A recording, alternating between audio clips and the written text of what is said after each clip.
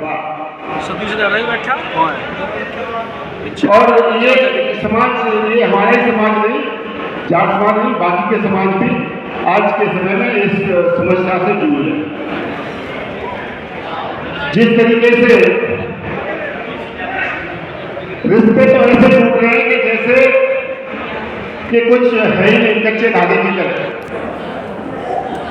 और रिश्ते टूटने का मतलब ये नहीं है कि रिश्ते टूट रहे हैं कि जिनकी शादी हुई है बच्चों की, उनके रिश्ते टूट रहे हैं। रिश्ते समाज के भी आपस में टूट रहे हैं। सामाजिक संवादहीनता भी खत्म है। अगर समाज के 10 लोग कहीं बैठे हुए हैं तो किसी तीसरे आदमी की प्रशंसा नहीं कर रहे होंगे। हो सकता है कि वो किसी तीसरे आदमी की यही कर रहे हो कि भाई ये ऐसा है, वो वैसा है, वो वैसे है। अगर किसी के पास उन्नति कर रहा है कभी को बोलेंगे इस आदमी से कर रहा है, उस आदमी से कर रहा है। ये हमारे अंदर बहुत गलत है। हम आगे भी और पीछे भी, और मैं उन लोगों को वास्तव में बड़ा संस्कारहीन समझता हूँ जो सामने से बोलेंगे कि ये चेयरमैन साहब, और जब पीछे से बोलेंगे वो चेयरमैन साहब। This is also not accepted in this society. अगर आप किसी को सम्मान देते हो तो सम्मान से सामने भी दो और सम्मान से पीछे से भी। ये सम्मान नहीं। रही बात जो हमारे वैवाहिक रिश्ते, वो वैवाहिक रिश्ते, अभी आचार्य ने बहुत लंबा प्रवचन किया संस्कारों के ऊपर। और मैं बताता हूँ, जब किसी कोई समाज अपनी संस्कृति को और समाज को, संस्कार को भूलता है, तो जब संस्कार और संस्कृति को भूलते हैं तो ये समस्याएं समाज में आती हैं। और इसमें कोई डाउट नहीं है कि आज के समय में अगर 100 रिश्ते हो रहे हैं तो 100 रिश्ते में से 40 रिश्ते 1 महीना, 2 महीना, 4 महीना, 6 महीने, 7 और 2 साल में टूट जाता है। अगर बाई चांस किसी वजह से टूट नहीं रहा तो वो इतना स्ट्रेसफुल है, वो रिश्ता, वो इतना तनावग्रस्त है उसका परिवार कि जिसकी आप कल्पना नहीं कर सकते। दूसरा, 40% रिश्ते ऐसे हैं, बच्चे हैं, बड़ा अच्छा है उनका, आपस में बहुत अच्छी पड़ती है उनकी, आपस में अच्छे उनका मेल मिलाप है, आपस में अपने सही ढंग से निभाते हैं, लेकिन उनकी परिवार के साथ नहीं बनती है। और उसके बाद 20% लोग सिर्फ ऐसे हैं जिनकी परिवार के साथ भी बनती है और आपस में भी बनती है। तो इसका सबसे बड़ा मुख्य कारण ये है कि हमारे समाज में आज हम 21वीं शताब्दी में संस्कारों का बहुत बड़ा पकड़ है। हमारे पास शिक्षा है, उच्च शिक्षा है, लेकिन संस्कारों की कमी है। और जब संस्कारों की कमी होती है तो संस्कारों की कमी के कारण ये कार्य होते हैं। और संस्कारों में जो कमियां आई हैं, वो संस्कारों में कमियां, एक तो 21वीं शताब्दी है, मॉडर्नाइजेशन है, वेस्टर्न सिविलाइजेशन है, उसका भी एक साइड इफेक्ट है। उसके साथ साथ परिवारों में आपस में भी रिश्तों में जो संस्कारों की कमी, अभी शादी होती है और जहाँ पर जो एक मोबाइल अभी जो इंस्ट्रूमेंट है, तो ये टेक्नोलॉजी इसको यूज करते हैं, तो इट्स वेरी गुड। अगर इसका मिसयूज होता है तो इससे बुरी चीज नहीं है। आज का यूथ हो चाहे कोई भी हो, सुबह से शाम तक मोबाइल पर लगा हुआ है और रिश्तों में भी इससे फर्क पड़ रहा है। आज के समय में जब मोबाइल पर हर समय, जब किसी भी घर में जब अपनी बच्ची की शादी, माँ अगर 24 घंटे में अगर 6 घंटे उसके मोबाइल पर कनेक्टेड रहती है, तो आप ये समझ लो कि वहाँ पर कुछ बहुत अच्छी शिक्षाएं दी जा रही हैं, कुछ गलत शिक्षाएं दी जा रही हैं। और समाज ये नहीं कहता, और हम ये नहीं कहते कि आप मोबाइल पर बात मत करिए बच्चे से, आप खूब बात करिए, लेकिन जो बात आप कर रहे हैं उस बातचीत की आपकी क्वालिटी और क्वांटिटी दोनों मेंटेन रहनी चाहिए। Quality of talks and quantity of talks, वो दोनों अगर आपकी मेंटेन हैं तब आपका उसका सही से असर पड़ेगा, अदरवाइज तो गलत असर पड़ेगा। और बाकी की समस्याएं, कुछ शादियां हैं, कुछ शादियां इस बात पर टूट रही है कि बच्चों में अपने आपस में ईगो में प्रॉब्लम है। ईगो प्रॉब्लम, उसका एक कारण ये भी है कि आज के समय में हम जो वैवाहिक जो शादी का जो समय है वो समय बहुत आगे चला जा रहा है। 30 साल, 32 साल, 33 साल, 34 साल। अभी यहाँ मेरठ में ही एक आयोजन हुआ था कुछ दिन पहले, परिवार मिलन, चौधरी बिड्डी जी बैठे हुए हैं, चेयरमैन साहब, उनके यहाँ भी एक ऐसे ही सम्मेलन हुआ। उसमें भी जब बच्चों को देखते हैं 32, 33, 34, 35, 40 साल, जब उस एज में जाकर के शादी करेंगे तो फिर आप निभाएंगे कैसे? आप एक पूर्ण रूप से अडल्ट हो जाते हो और आपको मोल्ड करना बड़ा मुश्किल है। आप, मैं हिंदी में बोलूं तो आप 35 साल, 32 साल पर जाकर के आप मतलब चिकने खड़े हो जाते हैं। यहाँ पर IAS बैठे हुए, इनका भी एक एज लिमिट है सर कि इस एज तक आपने क्वालिफाई करना है, आपको इतने अटेम्प्ट क्वालिफाई करना। अगर ये एज लिमिट नहीं होगी तो मालूम पड़ा कि अगर ये 40 साल में IAS क्वालिफाई करेंगे तो फिर ये ट्रेनिंग कैसे करेंगे? ट्रेनिंग में it will be next to impossible to mould them as per the requirement of their service. तो ऐसे ही जब बच्चों की उम्र ज़्यादा हो जाती है तो मैं समाज से एक वास्तव में प्रार्थना करना चाहता हूँ कि समाज की एक शादी की एक समाज को निश्चित करें, कभी भी ये 30 साल को क्रॉस नहीं करे और चाहे तो 25, 26, 27 साल की एज पर शादी हो जानी चाहिए। और बड़ा सुनने में आता है सर कि अभी पैरों पे खड़े हो रहे हैं, पैरों पे खड़े हो रहे हैं, पैरों पे खड़े हो रहे हैं। कब तक पैरों पे खड़े होंगे?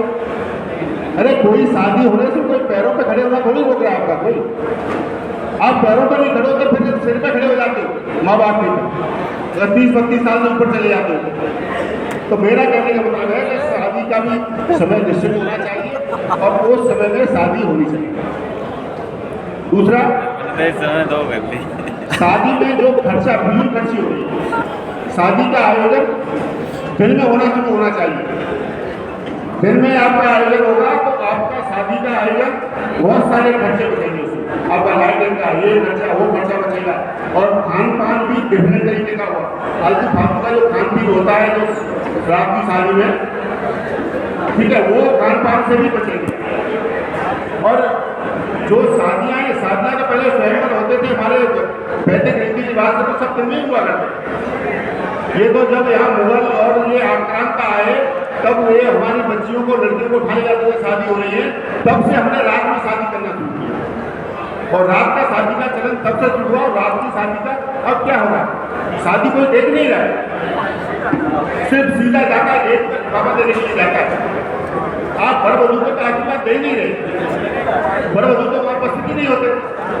क्या हमारी शादी वहीं तक लिमिटेड हो गई है कि हम जाएं, गेट पर जाएं, एक लिफाफा पकड़ाएं और चल दें वहाँ से? आपने वर वधू की, मैं कह रहा हूँ 80% केसेज में जो वहाँ गैदरिंग होती है वो 80% लोग उसका, बच्चे का और लड़की का, दोनों का चेहरा तक नहीं देख पाते। और इसमें एक और संशोधन कर सकते हैं, अगर वास्तव में आपको करना है तो धीरे धीरे पहले लड़कों के, लड़की के फेरे, शादी है वो दिन में कर, शाम को करवा, 4-5 बजे तक। देखिए शहरों में शादी दोपहर को होती है, साउथ इंडिया में शादी सुबह 9 बजे होती है। और ये पंडितों वाला झंझट भी छोड़िए, तो शादी करवाने वाला ये डेट बोले सूर्य उगते हुए सूरज की रोशनी में आप शादी को कभी भी कर लें। जैसे साउथ में दिन होती है, दोपहर को करते हैं। और ये हमारा ही कुछ हिस्सा है जो पंडित जी के चक्कर में लगा रहता है, ये शादी वो शादी, यहाँ 4 शादी कर रहा है। यहाँ पर बहुत पब्लिक के प्रतिनिधि भी बैठे हुए हैं, शायद बेटी जी बैठे हुए हैं, यहाँ पर देखभाल मलिक साहब बैठे हुए हैं। अब इनको शादियाँ 20 शादी अटेंड करनी होती है किसी ने। 20 शादी कैसे अटेंड कर सकता है हर एक इंसान? 10 शादी कैसे अटेंड कर सकता है? 15 कैसे? आपने कोई शादी अटेंड नहीं की, आपने लिफाफा ड्रॉप किया। लिफाफा ड्रॉप करना कोई आशीर्वाद नहीं। तो इसका एक तरीका ढूंढा गया है, ये समाज उसको बचे, फिजूल खर्ची से भी बचेगा और जेल में शादी करेगा तो सही तरीके। दूसरा, दूसरा, समाज में है दहेज का की जो कुरीति है, वो कुरीति भी समाप्त होनी चाहिए। दहेज, हम ये नहीं कहते कि आप अपने बेटी को आप कुछ उपहार के स्वरूप में कुछ दीजिए मत। मैं तो कहता हूँ कोई माँ बाप अपने अंदर हिम्मत ऐसी पैदा करे कि अपनी बेटी को अपना सर्वस्व बेच करके दे दे, लेकिन समाज में उसकी प्रदर्शनी नहीं मिलाए, उसको स्टेज पर नहीं सजाए, उसका वीडियो नहीं बनाए और वो मर्सिडीज गाड़ी को फीता लगा करके गेट पर नहीं खड़े करे शादी के पर, जिससे कि समाज में एक प्रतियोगिता प्रतिस्पर्धा पैदा होती है। और वो प्रतिस्पर्धा आगे वाले जो लोग सोचते हैं वो ये सोचते हैं, या तो लड़का वाला सोचेगा कि मेरे को भी ये ट्रेनिंग मिलना चाहिए, या फिर लड़की वाला सोचेगा मैं भी अपनी लड़की की शादी में एक दिए मैं दो। वो प्रतिस्पर्धा खत्म होनी चाहिए। दीजिए, सब कुछ दीजिए अपनी बेटी को उपहार जरूर, लेकिन जब उसने उपहार को आपने समाज में स्टेज के ऊपर प्रदर्शित कर दिया, उसका वीडियो बना दिया, उसका फीता फोटो काट लिया, खींच लिया, तो इसका मतलब ये हो गया कि आपने उसको जाकर के एक दहेज के रूप में परिवर्तित कर दिया। उस उपहार को उपहार रहने दीजिए, उसको दहेज में मत कन्वर्ट। और मैं कहता हूँ दहेज की आवश्यकता नहीं पड़ेगी। पहले शिक्षा का सहारा ले लें। ये बच्चे बैठे सामने हैं, ये बिटिया बैठी है यूपीएससी क्लियर करके आई, हिम्मत करे कोई दहेज मांगने की। यहाँ पर मैं बता रहा हूँ, जब लड़कियाँ जब शिक्षित होंगी, जब संस्कार होगा, जब पढ़ लिख करके आगे बढ़ेंगी, तो ये सारी चीज़ें सब खत्म हो जाएंगी। कोई नहीं कहता अपने बच्चों को ऐसा सक्षम करिए, और मैं तो समाज से कहता हूँ समाज भी अपने बच्चों को सक्षम करे। ये यहाँ पर मैं बता रहा हूँ, जो आईएएस और आईएएस पीसीएस आईपीएस जो बन के आ रहे हैं हमारे समाज के बच्चे, वो पॉलिसी निर्धारित करते हैं देश की। ये देश की जब पॉलिसी निर्धारित करते हैं तो ये जब आएंगे चुन करके, तो जिस समाज से आए उस समाज की इनको सारी व्यवस्थाएं, सारी परेशानियां सब पता होती है, तो वो पॉलिसियों का वैसे फ्रेम करेंगे जैसे कि उन्होंने अपने समाज में, अपने माँ बाप के साथ में, परिवार में देखा, उसके हिसाब से करेंगे। और मैं कहता हूँ आपके जो अपॉइंटमेंट लेटर है उस पर किसी नेता के साथ नहीं होंगे। कोई ऐसा नहीं होगा कि किसके जी चलो जी वो मंत्री जी उन्होंने साइन कर दिया, नहीं होता। जब मंत्री जी आपके अपॉइंटमेंट लेटर पे साइन नहीं करता है, कोई विधायक और एमपी आपके लेटर पे साइन नहीं करता है, तो वो विधायक की गाड़ी में लगे क्यों घूमते हो, मंत्री के पीछे में लगे क्यों घूमते हो? ये समाज उनके पीछे लड़ना भूल गया है। अपने बच्चों को शिक्षा के रास्ते पर लेके आए, तब जाकर के आपको मालूम पड़ेगा कि जब आपका बच्चा डीएम होगा, कहीं एसपी होगा। मैं तो कहता हूँ जिस जिले में भी आप डीएम होंगे, एसपी होंगे, तो वहाँ पर हम दरवाजे को खोल करके जाएंगे और बोलेंगे हमारा बेटा यहाँ पर डीएम है, हमारा बेटी यहाँ पर एसएसपी है, तो हमारा काम वो वैसे ही हो जाएगा। अपना समय बर्बाद नहीं करेंगे समाज किसी की गाड़ी में चटनी खाने के लिए, उसको भी ध्यान में रखें। और रही बात इसकी, जब आप अच्छी शिक्षा ग्रहण करेंगे तो आपका शिक्षा ग्रहण करने से आपकी संतान, जो आने वाली पीढ़ी है, वो भी शिक्षित होगी। और जब वो पीढ़ी शिक्षित होगी तब जाकर के एक आमूल-चूल परिवर्तन आएगा। और मैं कहता हूँ सबसे पहले लड़कियों को, जो हमारे समाज में, और अभी शहरी क्षेत्र में तो ठीक है सब ध्यान दिया जाता है, लेकिन ग्रामीण क्षेत्र में अभी भी अगर बच्चा बेटा डीपीएस में पढ़ता है तो लड़की को वहाँ सरस्वती विद्यालय पढ़ाना। वो वाली सोच भी बदलनी पड़ेगी। जिस दिन आपने सोच, जिस स्कूल में बेटा पढ़ता है उसी स्कूल में बेटी पढ़ती है, जो खाना बेटा खाता है वो बेटी खाती है, और सारा व्यवहार, जो कपड़े हैं, सब कुछ व्यवहार लड़की का समान रूप से देखेंगे आप, तो एक और एक आमूल-चूल परिवर्तन इस समाज में आएगा। और उसके लिए हमें कमर कसनी पड़ेगी। हमारा व्यवहार एक समान नहीं है लड़का लड़की के साथ में। हम लड़की को अगर स्कूल जाती है, ट्यूशन जाती है, कॉलेज जाती है, माँ को फोन करेगी, भाई फोन करेगा, पिताजी फोन करेगा, तो कहाँ पहुँची। और अगर 5 मिनट लेट हो गई तो उसका एक्सप्लेनेशन मांगा जाता है कि 5 मिनट लेट हो गई, 10 मिनट लेट हो गई, कहाँ होगी। लेकिन आपको जिसकी वजह से अपना बच्ची को आपको प्लानिंग करना पड़ रहा है, कहाँ पर है, कितनी लेट हो गई, क्यों हो गई, क्या हो गया, तो जिस आवारा बच्चे की वजह से आप ये चेक करते हो, तो उस आवारा बच्चे को भी माँ बाप टोकना शुरू करें, और जब लड़कों को टोकना शुरू कर दोगे आप, तो आपको अपनी लड़कियों के बारे में ये सोचने की जरूरत नहीं पड़ेगी कि नए रास्ते में होता है। उनको माँ बाप टोकना शुरू करें, और ये अति आवश्यक है इस समाज के लिए, क्योंकि हमारा समाज इस तरह के एक ट्रांसफॉर्मेशन से गुजर रहा है। अभी हम शहर में भी हैं, गांव में भी हैं, हम यहाँ भी हैं। तो मेरा कहने का मतलब ये है कि हम अपने बच्चियों पर शिक्षा के ऊपर ज़्यादा ध्यान दें, और शिक्षा के ऊपर ध्यान देंगे तो अभी नहीं है, अब जमाना नहीं है, खेती वाला जमाना नहीं है। चौधरी चरण सिंह जी कहते थे कि ये देश की खुशहाली का रास्ता खेतों खलिहानों से होकर जाता है, और हमने भी सुना है बचपन में कि जिसकी लाठी की दाम उसकी भैंस, जिसकी लाठी उसकी भैंस। आज उसकी जिसकी लाठी उसकी भैंस नहीं, आज जिसकी कलम है, जिसकी कलम में ताकत है, भैंस उसकी है। लाठी वाले अड्डे जोड़ रहे हैं,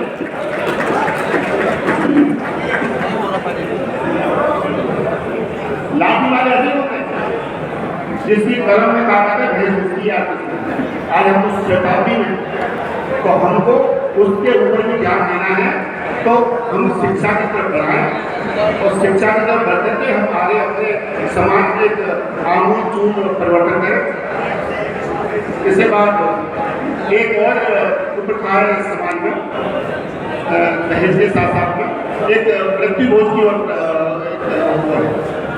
और मृत्यु भोज शायद इधर मेरठ मुजफ्फरनगर और आपके इस वाले क्षेत्र में थोड़ा मृत्यु भोज का आयोजन थोड़ा हल्का होता है, लेकिन हम ब्रज क्षेत्र से आते हैं, और हमारे उस क्षेत्र में जिसका आयोजन इतना बड़ा होता है कि जिला कर दो, तहसील कर दो, 2 जिले कर दो, 5 जिले कर दो, और मिलकर पूरा उत्तर प्रदेश कर दो, किसी भी लेवल पर मुंडे 3 बजे की मृत्यु भोज होते हैं। और वो मृत्यु भोज क्या होता है? वो मृत्यु भोज एक ऐसा अभिशाप है समाज के लिए कि जो मृत्यु भोज आपने किया है, आप तो सक्षम है, आपने कर दिया, बहुत बड़ा कर दिया, लेकिन जो आपके यहाँ खाना खाने गया है वो सक्षम नहीं है उसको करने में, और जब उसको करना पड़ता है तो उसको अपना खेत गिरवी रखना पड़ता है। और ऐसे कई उदाहरण हमारे क्षेत्र में, मथुरा, आगरा, बुलंदशहर, अलीगढ़ में बहुत सारे उदाहरण हैं कि लोगों ने अपने खेत तक बेच दिए, समाज ने बिकवा दिए। और मृत्यु भोज में और ये और कहते साहब बाई चांस किसी ने नहीं किया और खाने के लिए आ गया किसी के यहाँ पर, तो ये कहते हैं इसके आगे 2 पत्थर डाल दो, इसने अपना बाप की तेरहवीं नहीं की थी तो अपने बाप के लिए भी 2 दे रहे। अगर ऐसा ही एमपी में इसका आपके तकलीफ है 10 गाँव 20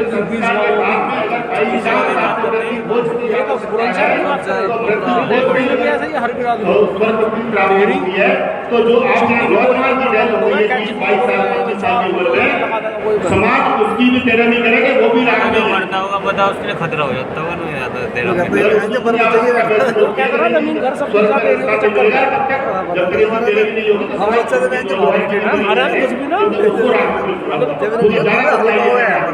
हल्का क्या तो भारी कैसा हो, तो इसलिए परेशान किया बिहार तो ऐसे कर लो। परिवार में होता है, शोक संतप्त परिवार में सूत्र लगते हैं, सूत्र में बाद में वहाँ परिवार में शुद्धि होती है, नाना होना विष्णु हो जाता है, दुख में रहता है परिवार पूरा। तो बस जब हमारा तेरहवीं का दिन आता है उसमें हवन करें, और हवन करके सिर्फ अपने ब्लड रिलेशन में जो लोग हैं वो बैठे हैं हवन में, वही उसमें खाना खाएं, भोजन करें, और बाकी तक त्याग इस तरह को बिल्कुल त्याग करें। और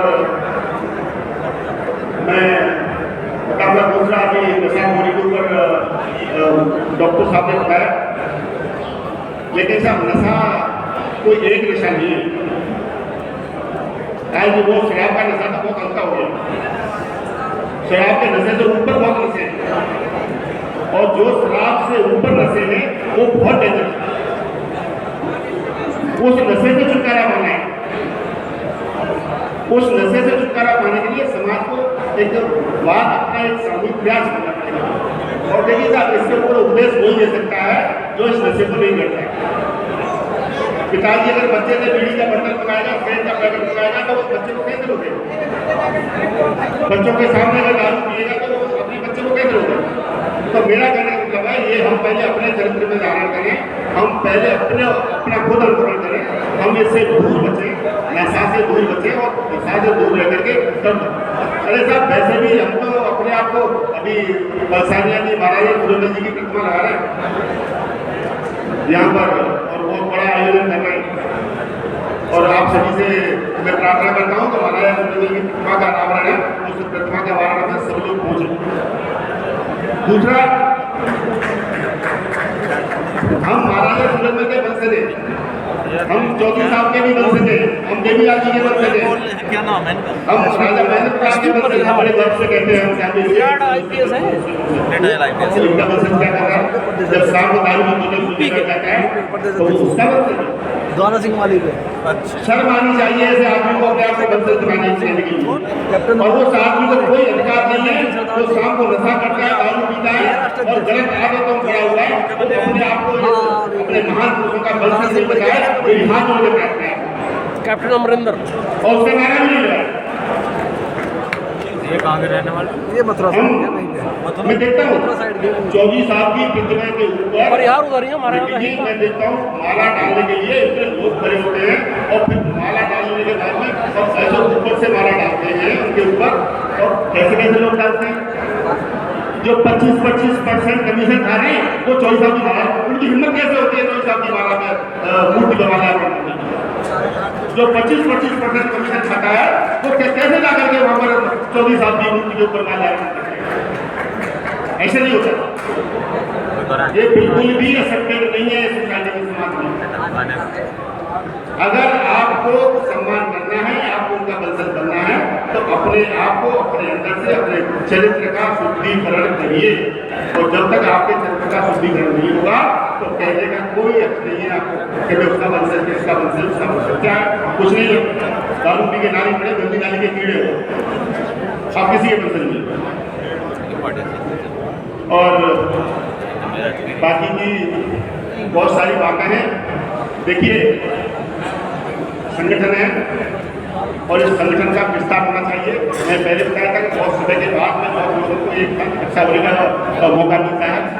हमारे समाज में बहुत सारे संगठन हैं, जाट समाज भी बहुत हैं और बाकी के संगठन भी बहुत हैं, राष्ट्रीय लेवल के संगठन भी बहुत हैं, सारे संगठन हैं। लेकिन ये संगठनों में एक कोई प्रतिस्पर्धा के रूप में नहीं है।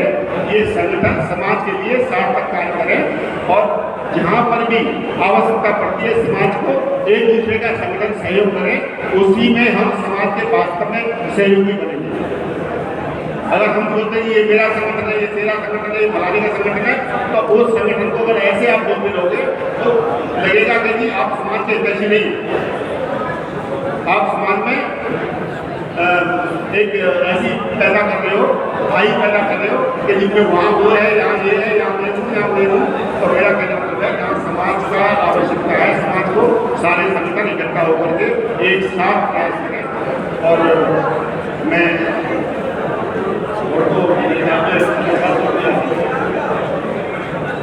और मैं वास्तव में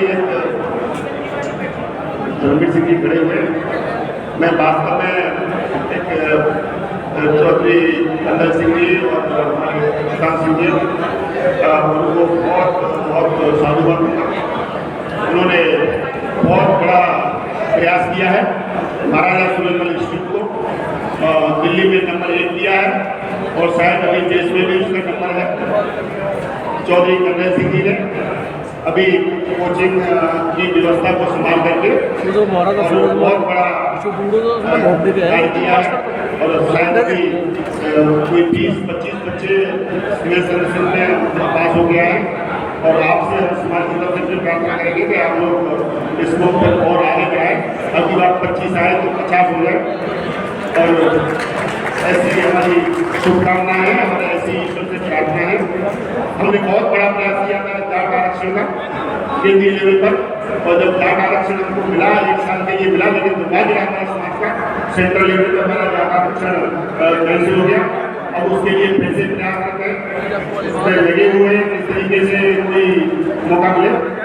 और जो आरक्षण खत्म हुआ ना, उसमें बहुत बड़ा सहयोग रहा चौधरी अजीत सिंह जी का, बहुत बड़ा सहयोग रहा चौधरी भूपेंद्र जी हुड्डा जी का, इसमें कोई दो राय नहीं है। लेकिन उसके बाद में हमारा कोर्ट में हमने बहुत मदद भी की, हमने करोड़ों रुपए खर्च किए।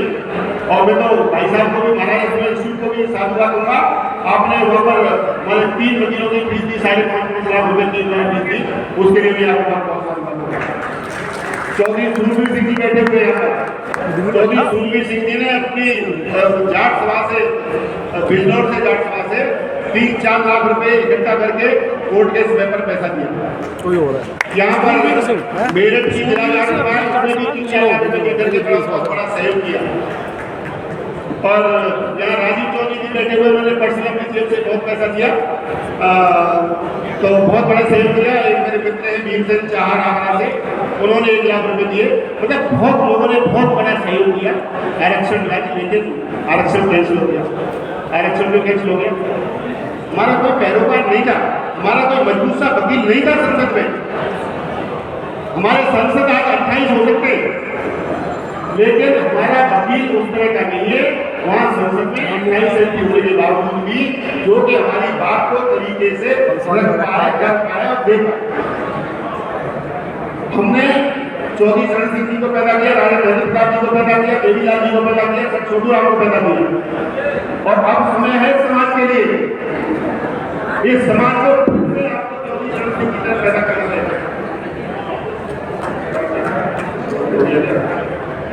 आपको एक दोबारा से समाज को चौधरी शरण सिंह पैदा करना है। इस समाज को दोबारा से छोटू राम पैदा करना पड़ेगा। ये 28 सांसद हो जाए, 30 सांसद हो जाए, तब उससे कोई फर्क नहीं पड़ता। लेकिन हमारा जाट समाज का एक स्ट्रॉन्ग सा मजबूत सा नेता खड़ा हो, समाज में खड़ा हो, तो आपके सारे काम आसान हो जाएंगे, चाहे किसी भी तरह का। और ऐसी धमक पैदा करे, समाज मांगते रहे, जिंदगी में चोरी फैला करके अभी आरक्षण दे दो, अभी ये किसानों के बिल दे दो, अभी एमएसपी दे दो, कभी ये दे दो। अरे ऐसा नेता पैदा करे अपने समाज, वो देने वाला बने वहां पर बैठे। हमने ऐसा एक अपना नेता पैदा करना है वहां पर कि जो देने वाला पड़े, समाज को चोरी फैला करके मांगना नहीं पड़े।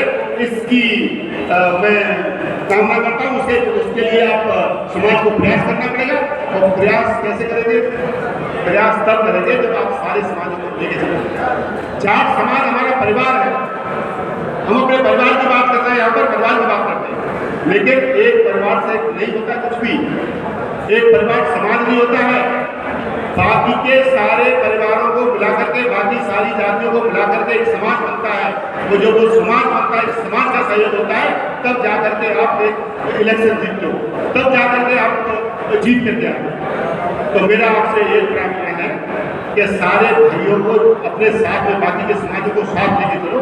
जब तक आपकी पॉलिटिकल पावर नहीं बनेगी, पॉलिटिकल पावर नहीं बनेगी, तो आपके काम बड़े अधूरे रह जाएंगे। ऐसे ही आंदोलन करते रहोगे, कुछ नहीं होने वाला है। एक मजबूत सा पैरोकार बना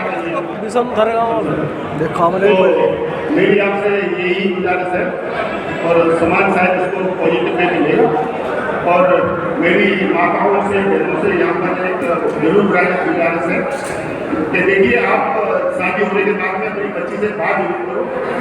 कोई बात को कोई रोक नहीं सकता, लेकिन उस बात को, उसकी क्वालिटी को मेंटेन करके करो, उसकी क्वांटिटी को मेंटेन करो। उसकी क्वालिटी में ये नहीं होना चाहिए कि सास क्या कर रही थी, नंद क्या कर रही थी, खाना क्या कर रहा है, ये क्या करता है, और तू क्यों कर रही है उसको। नहीं, हमको अपनी quality of talks and quantity of talks, that is to maintain at any cost. जब तुम इसको मेंटेन करेंगे तो वो परिवार टूटेंगे नहीं, और मिलेंगे चलते और वो टूटता ही नहीं बिल्कुल। सुबह से शाम, दिन रात, और बेटी से वो टूटता ही नहीं है। तो भैया शादी क्यों करें? इतना मोह है, आप मोह त्याग नहीं सकते शादी करने के बाद में, तो फिर शादी नहीं। ये शिक्षा जब होती है, शिक्षा के शिक्षित पुरुष का कभी शोषण नहीं होता, चाहे महिला है या पुरुष है। शिक्षित आदमी का कभी शोषण नहीं होता। तो जो संस्कार में है ना, उसका कभी चारित्रिक पतन नहीं। It is for sure. इसका चारित्रिक प्रगति। तो मेरा कहना है शिक्षा और संस्कार देखिए अफजल क्या थे, अफजल क्या थे सर, डॉक्टर थे सर, डॉक्टर अफजल काम क्या करते थे, शिक्षित थे, संस्कार। याकूब मेनन क्या थे, चार्टर्ड अकाउंटेंट थे, लेकिन क्या करते थे, गवर्नमेंट क्लास कराते थे।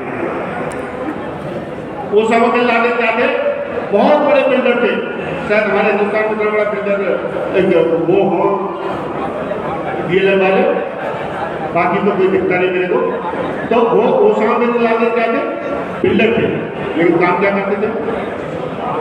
तो मेरा कहने का मतलब है शिक्षा से इसका कोई लेना देना नहीं है कि कौन आदमी क्या करे, इसका लेना देना है सिर्फ संस्कार। जब संस्कार होंगे तो समाज के काम आएंगे, फिर समाज में बेहतर पैदा करते हैं, समाज को उत्तम लादेन इंजीनियर था आपके साथ में